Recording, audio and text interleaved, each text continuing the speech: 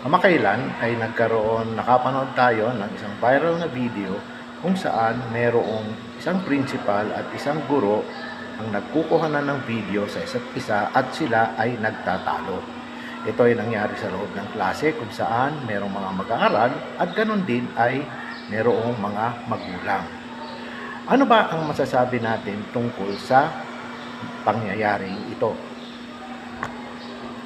Sa akin bilang guro at isang professional at isang kawani ng Department of Education ay hindi maganda ang pangyayari na ito.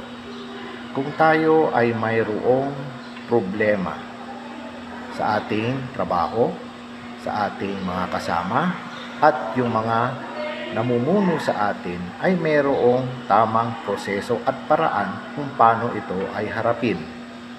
Sa pagkakataon na ito, ang maaring sumako sa problemang ito ay ang tinatawag natin na grievance procedure. Okay? Ang grievance procedure na ito ay niloloob o nilalaman sa DepEd Order Number 3 Series of 2004. Ito ay nilabas noong January 22, 2004. Ang mga problemang pwedeng idulog o resolbahin ng tinatawag natin na grievance procedure.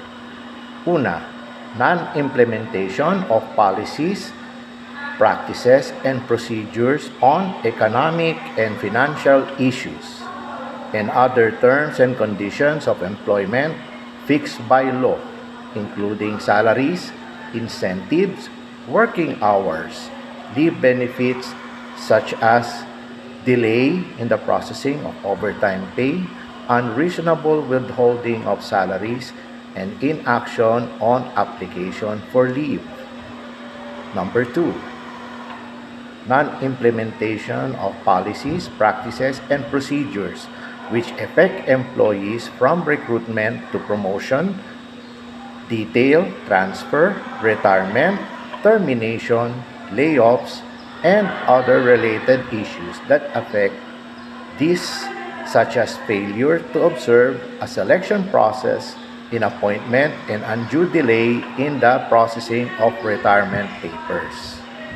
Number 3, inadequate physical working conditions such as lack of proper ventilation in the workplace and insufficient facilities and equipment necessary for the safety and protection of employees whose nature and place of work are classified as high risk or hazardous. Number 4, poor interpersonal relationships and linkages. So, yung naparoon natin na video ay sa example nun. Number 5, protest on appointments. And number 6, all other matters giving rise to employee dissatisfaction and discontentment outside of those cases enumerated above. Ito naman ang mga sumusunod na mga kaso na hindi pwede dumaan sa proseso ng tinatawag natin na grievance. Okay? Or the grievance machinery. Number 1, disciplinary cases which shall be resolved pursuant to the DEX Rules of Procedures and Administrative Disciplinary Cases, DEX Order Number 33 Series of 1999. Number 2, sexual harassment cases as provided for in RA 7877. And number 3, union-related issues and concerns. So ayon sa DepEd Order Number 3 Series of 2004, paano ba ang pagpa-file ng grievance complaint, no? Sa unang pagkakataon, no, ay dapat na gumawa ng sulat ang aggrieved party sa kanyang immediate supervisor. Pwedeng sulat or pwedeng verbal complaint. Tapos, i-convene ngayon ng supervisor niya or immediate superior ang tinatawag natin na grievance committee. Okay? So, ang grievance committee ay kanilang pakikinggan ang complaint ng teacher at ng kanyang nirereklamo. After which, within 3 days ay magre-render sila ng decision tungkol sa reklamo ng nasabing guro.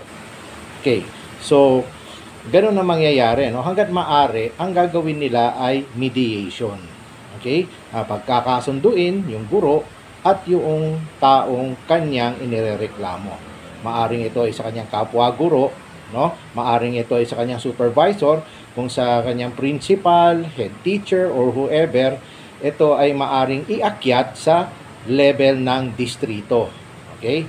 Now, pag hindi pa sila nasiyahan, no, sa naging desisyon ng lower or ng unang grievance committee, ay within 5 days, kung hindi ako nagkakamali, no, kailangan ay maiakyat, no, within 5 days na nag-render ng decision yung grievance committee at hindi pa satisfied siguro, kailangan within 5 days ng decision na yon ay mag-apply ng appeal to the higher office, no? For example, sa school grievance committee, hindi nagkasundo, iaakyat sa district, no? Within 5 days. Okay? Ngayon, pagka hindi pa rin nasiyahan, no, doon ay iaakyat uli yan sa division, no? At iaakyat uli hanggang sa iaakyat pa sa region at in the end iaakyat na sa office of the DepEd secretary. So that is how you file a grievance complaint. Okay, according to DepEd order series number 3, DepEd order number 3 series of 2004. Okay. So, tungkol naman dyan sa pangyayari na yan, kung saan na yung nagkaroon ng outright, no, na pagtatalo between ng guro at ng principal, ang masasabi ko ay ito, no. Pare-pareho tayong mga professional, no. Yung guro at yung principal, parehong guro yan. Yung principal nagmula rin naman sa pagiging guro. Okay? So, napakapangit nung nangyari. O, dangan nga lang tayo ay tao, di syempre nagkakamali tayo. Ang panalangin ko ay sana ay magkaayos sila, no? Magkatulungan, no? At kaya naman tayo nandito ay para pagtulungan natin na bigyan ng edukasyon yung mga kabataan na yan. No, dapat tayo ang nagsisilbing what do you call this? Model. 'Di ba? Hindi yung tayo pa ang pagkukunan ng masamang ugali. Okay? Masamang pag-uugali, masamang asal, mga maling gawain. Okay? Now, I pray na sana ay magkaayos na lang sila. Huwag na sanang umangat pa wherein magkakaroon pa ng talagang legal and administrative sanctions kasi pare-pareho lang naman tayong guro eh. Sino pa bang magtutulungan, di ba? Now, nasa sa kanila na yan kung anong gusto nilang gawin. Ang sa akin lang ay, iyon lang sana ang aking suggestion na sana sila ay magkasundo na lang at magtulungan, no? Para sa ikaangat ng edukasyon ng ating bansa. Diba? Sabi nga, para sa bata at para sa bayan.